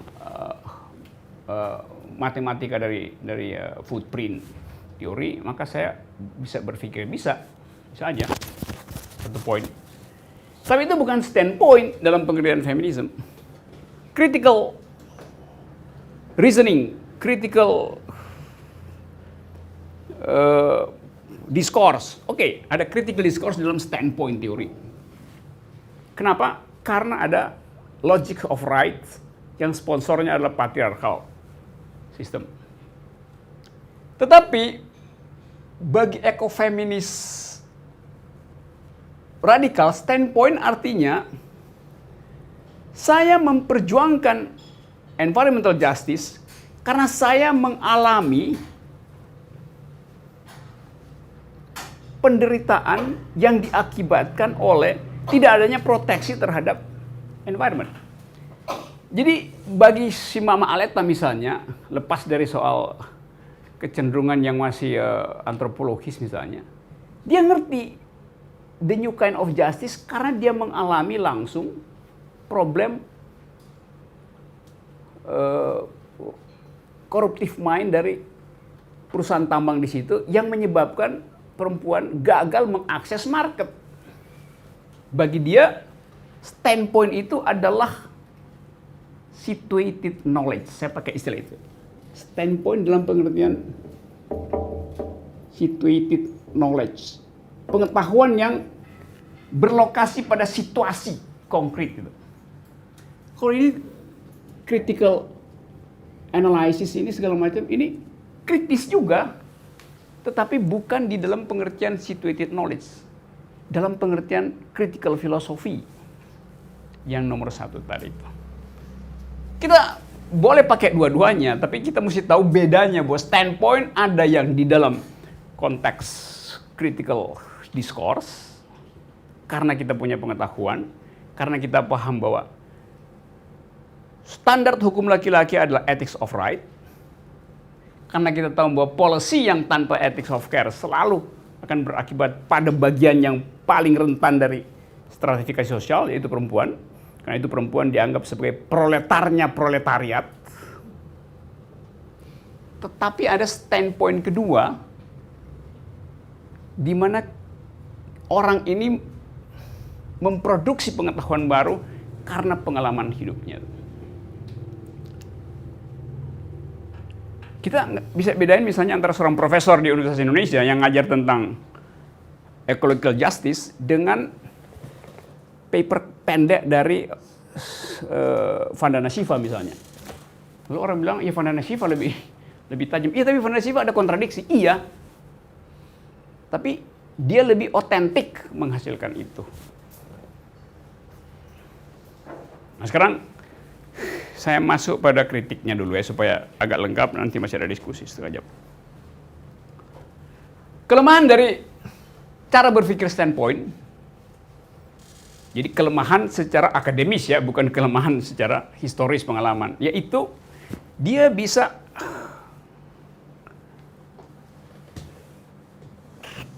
jatuh ke dalam apa yang disebut esensialisme, yang menganggap bahwa Yang cocok dengan alam itu cuman perempuan. Laki-laki nggak cocok dengan alam itu.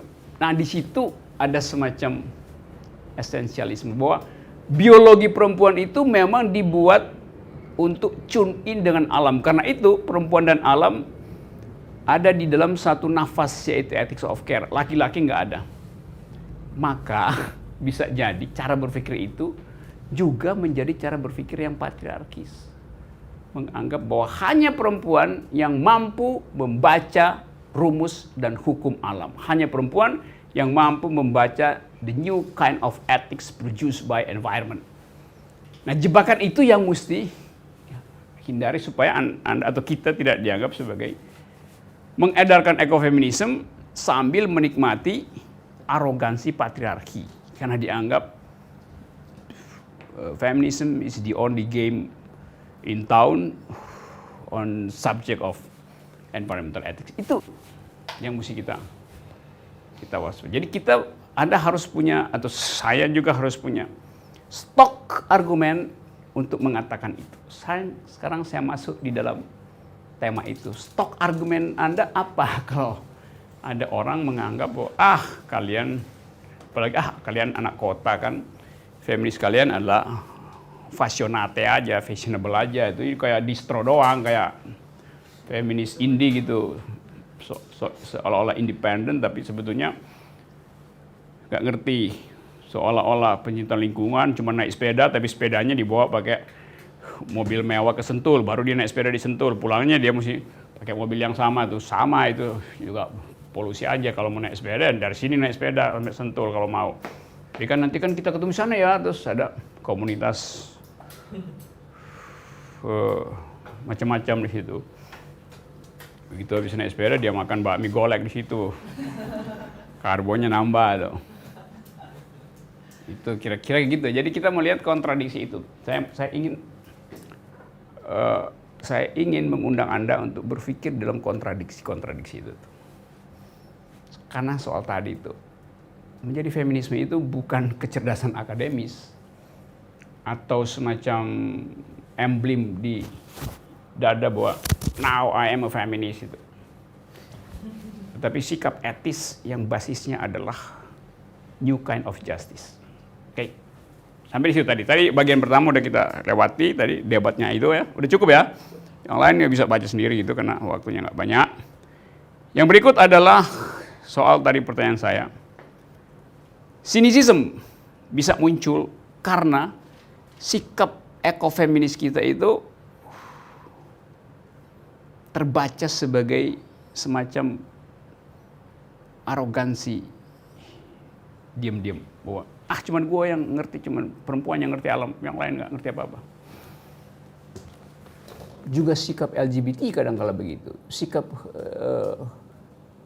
homoseksual juga kadang-kala begitu. Ada arogansi tertentu dan percuma kita bicara itu, artinya kita tidak menghasilkan new kind of egalitarianism karena kita kemudian jadi eksklusif, kan nggak ada gunanya kan, Pak, segala macam. Justru kita ingin, ekologi adalah the realm of freedom. Dari situ kita produce value-nya tuh. Di dalam ekofeminis ada semacam ada semacam akidah gitu, bahwa hanya perempuan yang mampu membaca alam. Seolah-olah itu arkenya, dalam filsafat ada istilah arke. Itu DNA-nya tuh, itu intinya, itu prima logics-nya tuh. Lalu muncul arogansi itu. Seolah-olah hanya perempuan yang mampu menghasilkan ethics of solidarity itu. Seolah-olah nurturing itu benar-benar hanya disediakan alam buat perempuan.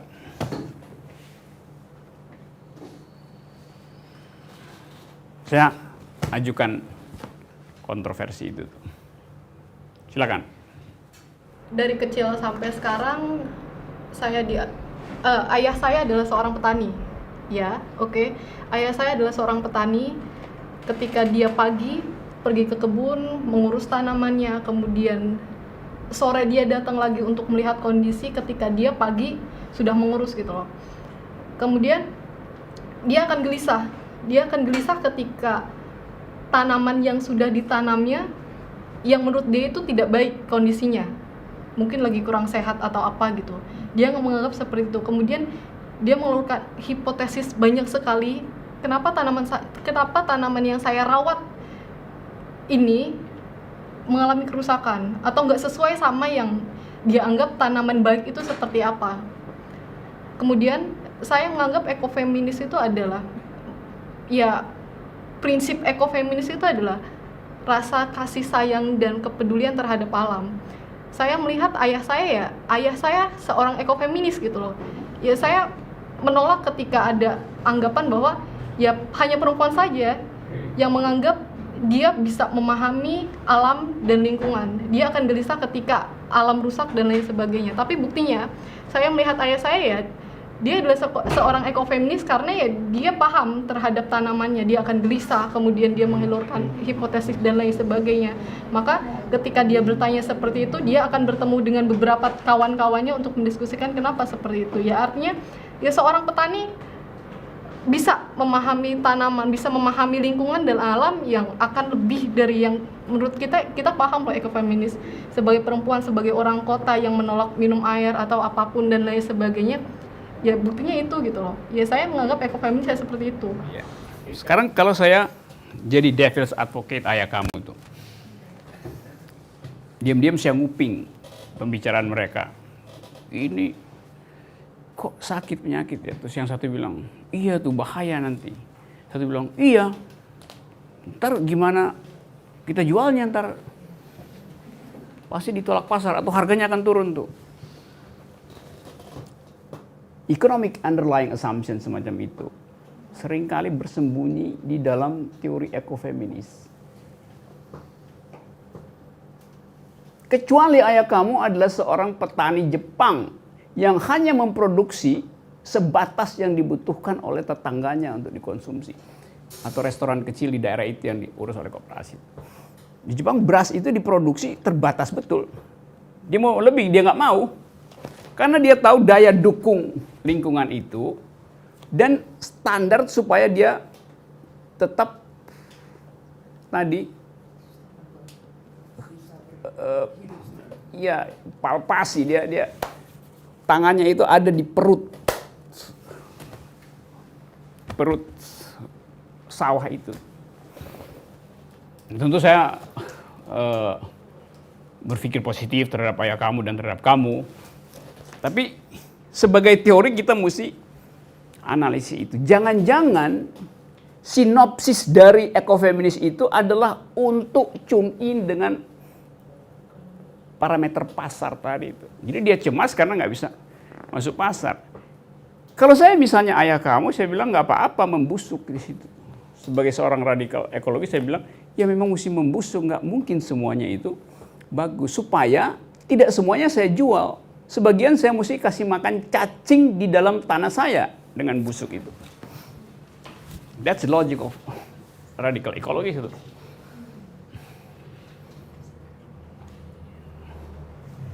Itu sama dengan di Tibet dulu Buddha itu dia bawa muridnya, terus bawa dua muridnya yang satu meninggal karena enakan apa ya murid yang meninggal itu karena bukan karena diare lah, karena daya beli turun itu. Muridnya meninggal, maka murid yang satu sibuk gali tanah. Sementara Buddha jalan aja terus. Muridnya, guru, kita harus kuburkan ini dulu, sahabat kita ini. Si pendeta Buddha dia jalan aja. Amalnya pendeta Buddha jengkel. Kenapa sih kamu mesti kuburin dia? Loh ini kan manusia. Terus dia bilang, itu ada burung gagak, burung pemakan bangkai yang lagi mau makan. Jangan, harus dikuburin. Terus guru bilang, Kenapa kamu memilih memberi makan cacing dan membiarkan burung pemakan bangkai itu mati kelaparan nanti?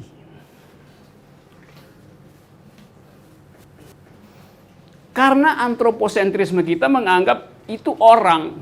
Bagi alam,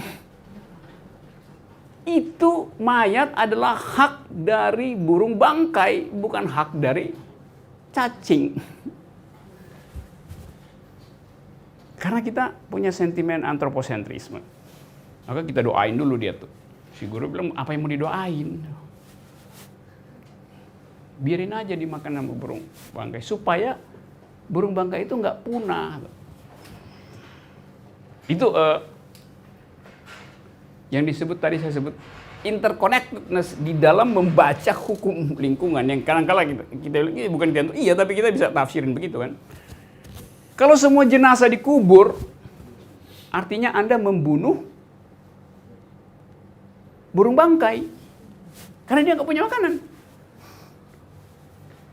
Jadi biarin aja tuh tergeletak di situ. Ya secara etis, secara estetik kita nggak tega, tapi ketidaktegaan kita membuat burung bangkai juga kelaparan. Yo, ada semacam utilitarianism di situ. Utility itu hanya hak manusia, burung nggak ada hak. Lu bagaimana tuh? Gitu. Bisa ya dapat. Ya kadang-kala ini mengacaukan rasa kerohanian kita, tapi hard thought mesti sampai di situ. Tadi kan saya bilang dari awal kita mau duel argumen supaya kita begitu kita bilang I am a feminist, I am eco-feminist, kita tahu konsekuensinya, kita tahu bolongnya di mana, kita tahu bagaimana menyelamatkan ide feminisme di dalam teori ekologi itu. Berarti Itu poin. GMO itu termasuk kejahatan bukan? Genetical modified. Iya. Coba kita sedikit bahas itu GMO itu. Rekayasa genetik untuk menghasilkan makanan yang enak tapi nggak bikin gemuk, kira-kira begitu. Sorry. Dear friend of mine. Gimana coba GMO itu? Siapa yang mau kasih poin itu? Dari segi apa? Kita bisa lihat apa sebetulnya yang ingin dihasilkan oleh GMO itu. Kalau untuk obat, apakah? Iya, kalau untuk obat misalnya. Mengapa ganja nggak bisa diresmikan sebagai obat? Ya karena perusahaan farmasi akan tutup semua kalau ganja jadi obat. Padahal itu obat yang dikenal oleh peradaban Mesir, peradaban Tibet, peradaban India, peradaban Amerika Latin. Dari sejarah farmasi kira-kira 200 tahun yang lalu dipakai sebagai dan itu mujarab. Begitu farmasi tiba, farmasi itu risetnya itu, kalau kita bikin obat itu riset akademisnya 5 tahun. Satu sudah standar itu.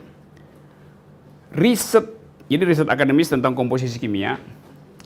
Riset efek medisnya itu juga 5 tahun. Diuji coba pada pasien, udah 10 tahun. Riset pasar 5 tahun, 15 tahun. Buat dapat izin dari negara, 5 tahun. 20 tahun untuk menghasilkan satu tablet. Dan investasi itu mahal betul. 5 tahun kemudian baru minta diproteksi intellectual rights-nya. Jadi 25 tahun untuk menghasilkan obat.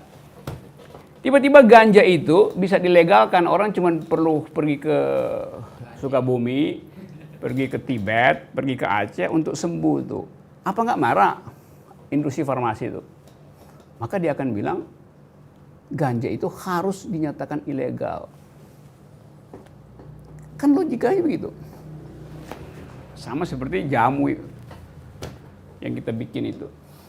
Ya orang Eropa kan bilang iya itu jamu, tapi itu bukan obat, itu suplemen aja. Kalau dinyatakan obat dan over the counter bisa beli gampang, ya aspirin segala macam derivat-derivat yang di riset 25 tahun itu ya bangkrut dong. Jadi ada economic analysis of medicine yang basisnya adalah investasi di situ tuh. Jadi banyak problemnya. GMO ya itu juga soal yang sama, tapi kemudian tadi saya katakan kan harus ada tipping point, harus ada orang yang gitu nyalain korek api itu. Sama seperti tadi si Jonathan Stone, dia cuma nulis paper pendek, Should Trees Have Standing. Rachel Carson cuma nulis buku pendek, judulnya The Silent Spring.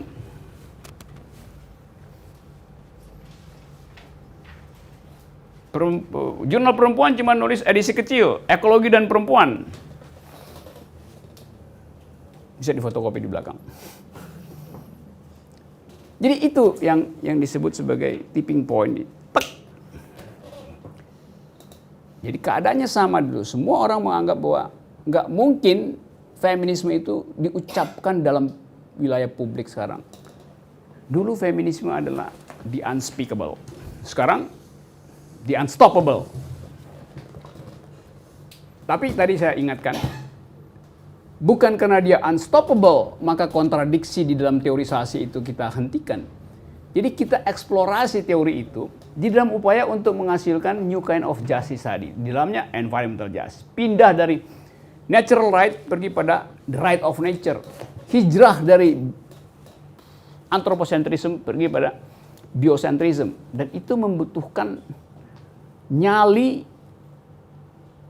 dan epistem, kekuatan akal dan drive ethics yang kuat.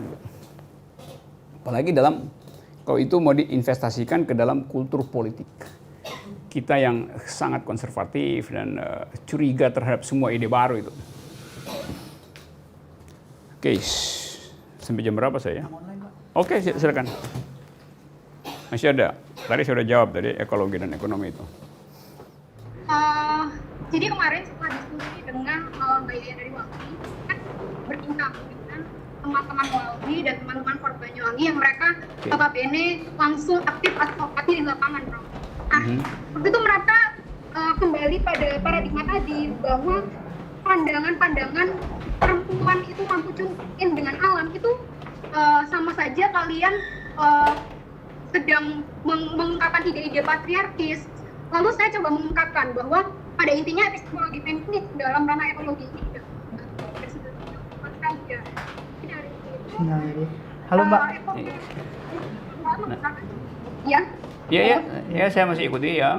Jadi ekofeminis ini berusaha menggunakan sumber sudut pandang ya untuk menemukan solusi akan ketidakadilan itu. Jadi ekofeminisme ini seperti sebuah feminisme yang lebih luas, tidak terbatas pada penempatan.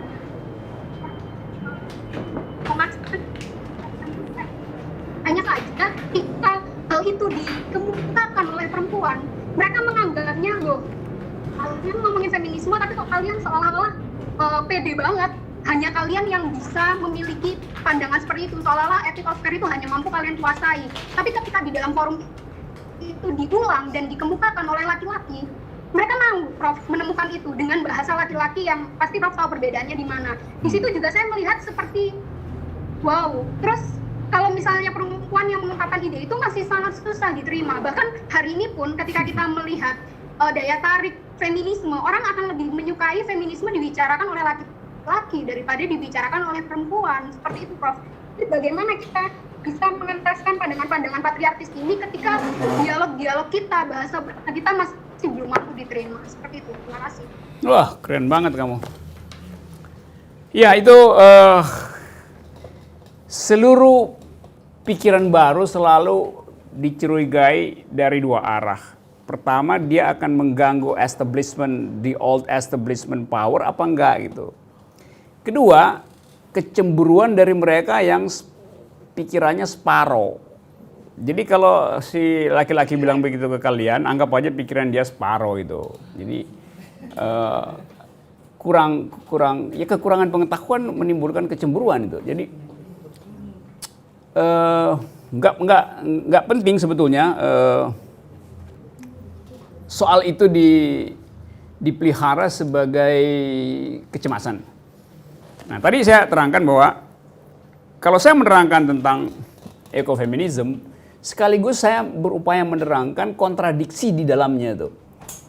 Jadi ekofeminisme adalah a new kind of ethics yang selalu dalam status in the making. So we are witnessing a history in the making. Dan Anda adalah bagian dari proyek itu, walaupun Anda ada di daerah. Jadi jangan cemas hanya karena literatur kurang. Harus menganggap bahwa Anda sedang diuji apakah ethics dari ekofeminisme itu bisa menjawab misalnya problem-problem lingkungan di kita. Apakah dia bisa menjawab kegagalan pemerintah daerah dalam menyusun APBD yang bias patriarkal? Di dalamnya ada analisis ekofeminisme itu. Jadi sekali lagi, siapa namanya tadi? Mariam. Saya percaya bahwa kalau kita punya dua konsep dan konsep pertama gagal, maka konsep kedua akan mengambil alih itu. Jadi selalu ada kemampuan dari pikiran untuk mengambil alih bagian yang dipunahkan di dalam perdebatan. Yang terakhir adalah patriarki itu bisa bersembunyi di dalam kurikulum, bisa bersembunyi di meja diskusi itu, bisa bersembunyi di dalam tutur kata yang seolah-olah feminis, tetapi menjadi feminis berkali-kali saya katakan itu bukan soal kecerdasan akademis, tapi kecerdasan etis. Dan kecerdasan itu akan diuji di dalam konsistensi dengan apa yang Anda lakukan dalam lingkungan Anda. Salam buat teman-teman di manapun kalian berada berdiskusi. Dan selamat menikmati cemilan di situ. Oke, thank you. Oke, terima kasih. Ini yang lainnya. Ya, kelihatan di daerah tetap ada keinginan untuk cope dengan ide baru ekofeminisme, tapi diganggu oleh kalangan yang saya nggak mau sebut nama yang saya sebut di Twitter, kalangan yang cemas sebetulnya karena dianggap Mengganggu status quo. ya mengganggu status quo. Yang lain ada?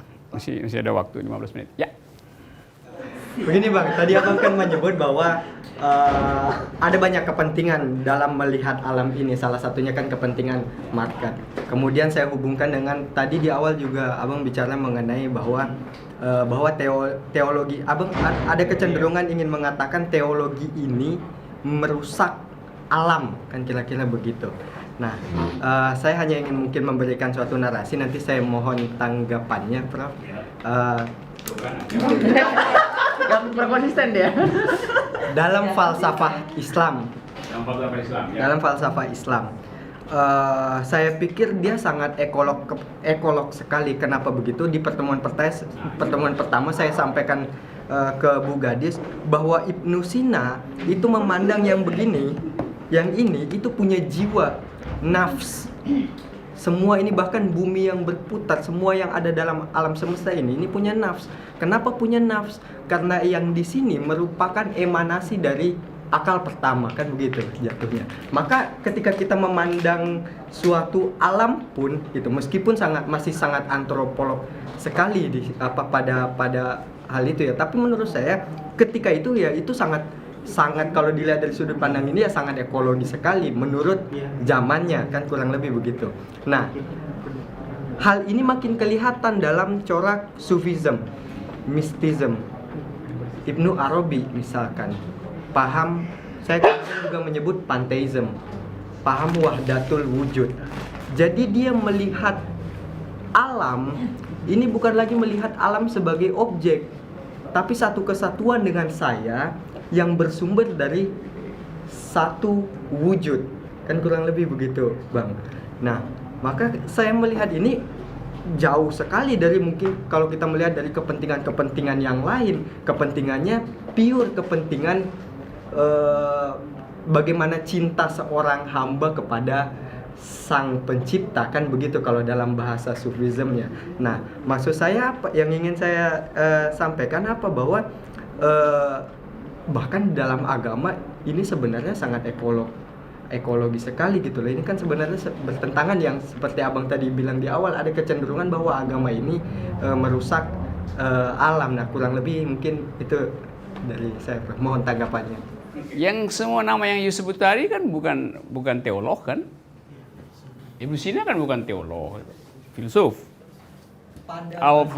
Averroes bukan teolog, Farabi bukan teolog. Jadi semua yang Anda sebut tadi ya benar. Yang salah adalah Anda anggap itu teologi. Kan semua itu neo-Aristotelianism di dalam filsafat. Apalagi kalau dimasukkan di situ sistem berpikir Mu'tazilah. Logics mendahului belief, akal mendahului iman itu. Tapi kalau kamu tadi udah bagus saya uraian, tadi saya suka perhatiin konstruksi argumen. Anda bagus bilang tadi ya semua alam ini adalah sentuhan dari satu nyawa, satu jiwa itu, satu yang sangat Hegelian dalam cara berpikir itu. Lalu Anda anggap tadi itu kan cara kita sebagai hamba memandang alam kepentingan. Begitu Anda sebut kata hamba, hierarki langsung bekerja di situ. Kan jadi buruk argumennya tadi. Jadi dengan kata lain, Anda mau kritik, Anda sendiri masih berpikir teologis. Karena hamba itu adalah konsep teologi. Dalam bahasa Latin, ancillus namanya itu. Apa namanya? Budak, ancillus theologiae. Mungkin bahasa yang tepat kita ini percikan cahaya gitu. Nah itu Anda boleh edit bahasa itu, tapi koreksi pertama adalah captivated by theological assumption itu, captivated.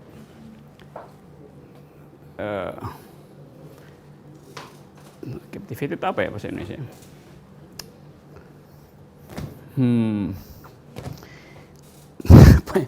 Ya tercekik gitu, dicekik. Dan itu biasa karena tadi saya bilang bahwa tetap UIN filsafatnya itu sama dengan Dirarkara, elemen teologinya kuat. Itu soalnya tuh. Sehingga kita selalu ada di dalam tadi pun waktu Anda berupaya menerangkan deteksi psikologi saya, Anda ada di dalam kondisi GAD itu, General Anxiety Disorder. Ya pasti lah, baca tuh. Karena itu harus sering-sering ikut kafe tuh. Oke. Tapi saya anggap ini diskursus persahabatan kan enggak. Saya kenal banyak cara berpikir di beberapa universitas. Nambah, oke. Pertama begini, Bang. Soal mendudukan apakah seseorang itu disebut teologi, filsuf atau sufis itu kan saya kira juga standar yang dibuat hari ini itu kan standarisasi yang menyebar luas. Tapi kalau kita lihat misalkan salah satu tokoh filsuf, semua tokoh filsuf itu ya dia ketiga-tiganya pun bahkan layak disebut fuqaha, bahkan layak disebut sebagai keilmuan-keilmuan yang lain. Karena memang bahkan Ibnu Sina salah satunya kan disebut sebagai dokter, kemudian disebut sebagai psikolog gitu kan, kira-kira begitu. Saya kira itu soal standarisasi. Nah, tapi kalau sudah menyangkut misalkan saya kritisi lagi sedikit, Mu'tazilah tidak pernah menginginkan bahwa akal itu mendahului iman. Perbedaannya ini sebenarnya secara sederhana ya, dia tetap mendahului iman, hanya saja dia hanya percaya terhadap satu karakter-karakter tertentu dibanding teologi-teologi yang lain. Nah, yang ingin saya masukkan di sini, permasalahan saya sebenarnya yang saya angkat ini kan orang-orang itu, maksud saya yang apalagi di sufism itu dia tidak lagi menganggap alam itu sebagai objek gitu loh, bro. Nah ini kira-kira maksud saya kalau hari ini kan pantas apa tidak pantas gitu kira-kira, maksud saya disebut sebagai ekofeminisme gitu loh, karena mereka nggak melihat alam dan lain-lain, itu menjaga alam itu bukan karena kepentingan ekonomi atau dan lain-lain sebagainya gitu loh, kan begitu. Apalagi dalam diskursus akademis gitu loh, pandangan dia terhadap alam bukan lagi subjek objek tapi peleburan lah, kurang lebih begitu. Ya, saya tahu jejak dari pikiran emanasi itu tuh dari sumber pertama. Tetapi karena dia diasuh di dalam wilayah teologi, maka kita cenderung kasih elemen lebih banyak pada teologi. Tapi kalau saya belajar tentang Mu'tazilah, tetap problemnya adalah bila terjadi kontradiksi di dalam wahyu, Anda pergi kemana gitu? Pergi ke akal, bukan pergi pada kontradiksi itu tuh. Ya itu boleh berlangsung di dalam saling kritik. Nah kalau saya kangen pada filsafat Islam yang sifatnya tadi sufisme, lalu saya mulai membaca Al-Ghazali misalnya, maka saya dapat di situ juga semacam cara berpikir yang hierarkis, yang tarikatif gitu. Karena kita naik satu persatu di dalam kecemasan hidup, kita cari pegangan roh yang lebih tinggi gitu kan. Lalu kita, wow jadi sufi akhirnya tuh. Itu cara berpikir yang tarikatif. Tapi saya mengerti itu karena situasi akademis Indonesia itu tidak liberal untuk menguji dalilnya. Tadi misalnya di Universitas Gadjah Mada, di jurusan filsafat, ada disertasi dipertahankan dan lulus bagus. Judulnya atau tes disertasi itu bunyinya begini. Ateisme hanya dapat dicegah melalui penataran Pancasila.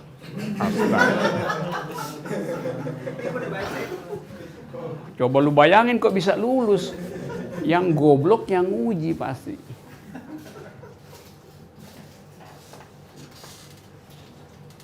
Kalau kita uji misalnya jalan pikiran itu sebagai tesis itu. Loh, ateisme itu diizinkan oleh Pancasila. Oleh sila pertama tentu bukan. Oleh sila kedua diizinkan, namanya kemanusiaan adil beradab. Humanisme itu artinya berhenti mengkonsumsi teologi. Itu yang namanya filsafat humanisme. Artinya manusia bisa mengatur dirinya sendiri untuk menghasilkan keadilan tanpa perlu pergi ke surga. Itu inti dari humanisme kan.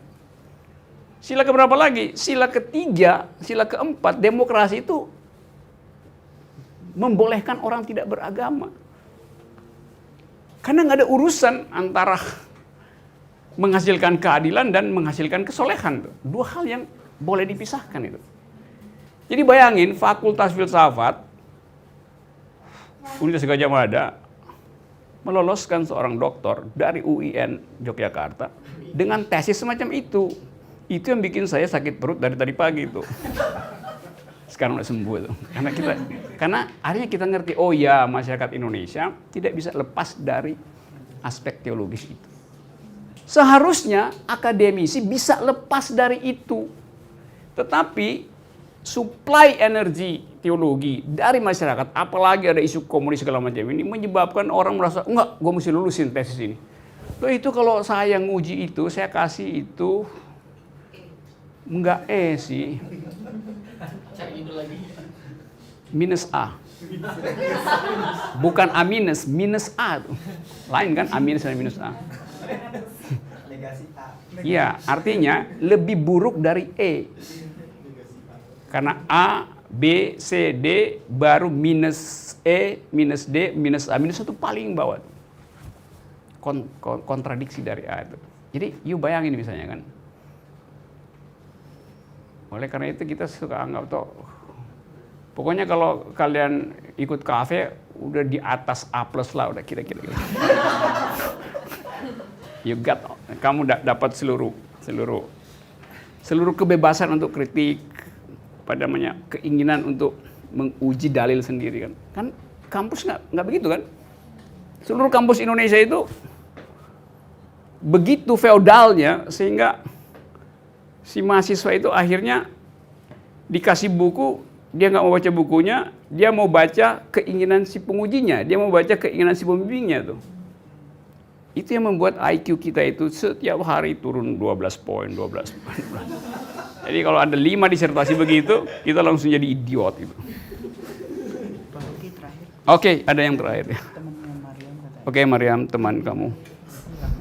Oke, terus dalam sistem gitu ya, sistem kapitalisme yang orang mungkin tidak ingin merusak alam, tapi bisa saja kemudian dia terpaksa merusak karena terjerat dalam sistem itu. Dia terpaksa bekerja dalam sistem itu sehingga dia ikutan merusak. Nah, pertanyaan saya, kalau saya pribadi nggak ada masalah sebetulnya evolusi hak dari hak alamiah kemudian menjadi hak alam. Okay. Pertanyaannya dalam situasi seperti sekarang, kira-kira konsekuensi seperti apa kalau kita kemudian beralih ke hak alam itu, sistem ekonomi dan politiknya. Kira-kira ini kan juga menjadi tugas filsafat untuk memikirkannya. Apakah kemudian seperti kata kelompok anarkis yang dalam pandangan mereka mengatakan manusia purba itu lebih baik daripada manusia modern gitu ya, karena manusia modern manusia itu punya kecenderungan semakin pintar dia semakin merusak. Nah, pertanyaan saya tadi, konsep apakah begitu kembali ke zaman seperti tidak adanya teknologi atau bagaimana gitu? Jadi konsekuensi dari hak alam itu kira-kira akan menciptakan situasi ekonomi seperti apa dan politik seperti apa. Itu aja, Prof. Terima kasih. Ya, itu selalu ujian. Ujian yang paling gampang adalah menyodorkan problem ecological justice itu dengan sistem kapitalisme. Tapi setiap kali kita bicara tentang sistem kapitalisme, pikiran kita itu di bawah pada bekuan konsep itu di zaman merkantilis misalnya tuh. Sehingga seolah-olah kapitalisme itu berhenti di situ tuh. Sekarang kapitalisme itu statusnya footloose, tanpa jejak. Ada derivatif kapitalisme, ada digital kapitalisme, segala macam tuh. Dan ekofeminisme tidak di dalam rangka attacking kapitalisme, tetapi mengaktifkan jenis justice yang baru. Jadi kalau kita bilang itu anti kapitalisme, yaitu urusan dari Marxisme, urusan dari sosialisme, anti kapitalisme. Tapi ekofeminisme ambil kalau kata Robert Frost, the road less traveled, jalan yang jarang dilalui orang itu. Karena dia mau produce a new kind of justice. Kaitannya dengan kritik terhadap kapitalisme dibuat justru oleh orang semacam siapa yang nulis Ecology of Freedom, Murray Bookchin namanya itu.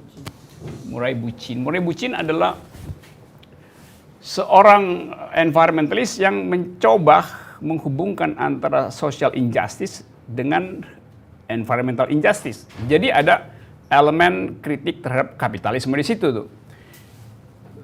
Pikirannya sederhana, yaitu bahwa di dalam sistem kapitalis, alam itu dieksploitasi lalu dikonversi menjadi komoditas. Jadi intinya adalah market menghasilkan. Jadi kalau alam itu selalu ditafsirkan secara materialis, maka hasilnya adalah sistem pasar. Sistem pasar itu dengan sendirinya merugikan perempuan. Nah, oleh karena itu, perjuangan ekofeminis dan perjuangan Marxis juga sebetulnya setara di dalam dimensi itu tuh. Teman-teman yang ada di sana. Nah, saya mau mengatakan itu supaya kita tidak seolah-olah menganggap ekofeminisme itu menghindar dari kritik terhadap kapitalis. Tidak, justru di situ ada persinggungannya. Tetapi bukan agenda dari ekofeminis untuk berkelahi dengan sistem kapitalis. Ada persinggungan di situ, tapi itu bukan hobi utama dari ekofeminis itu. Itu kira-kira jalan pikirannya itu. Nah, sama seperti misalnya Vandana Shiva. Vandana Shiva juga menganggap bahwa Yang disebut pembangunan itu sebetulnya berbasis pada apa yang disebut the idea of progress.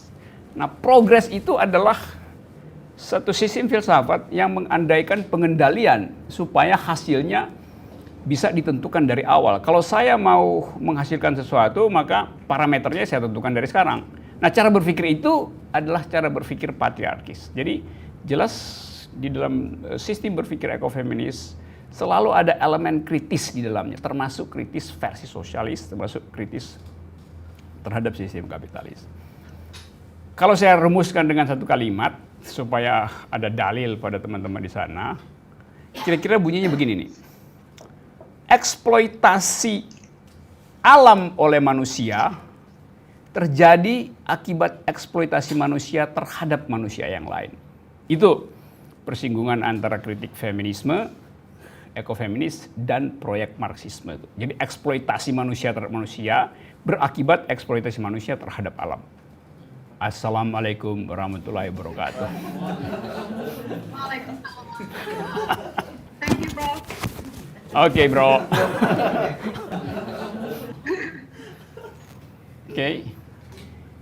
Oke ya, saudara-saudara, saya kira itu keterangan saya dan mudah-mudahan bisa ngobrol lagi.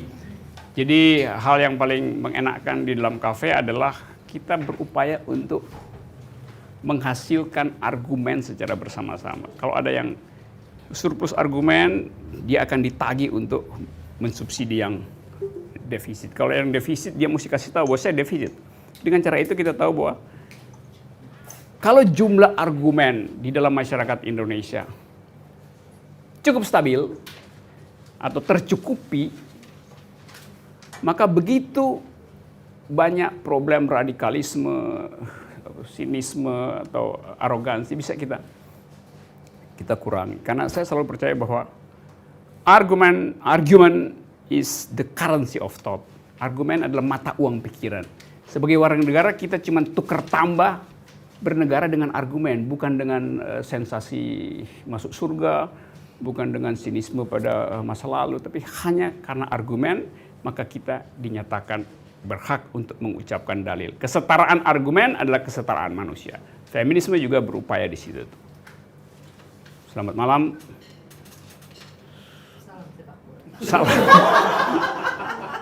Salam ekofeminis. Oke, thanks ya. Bye.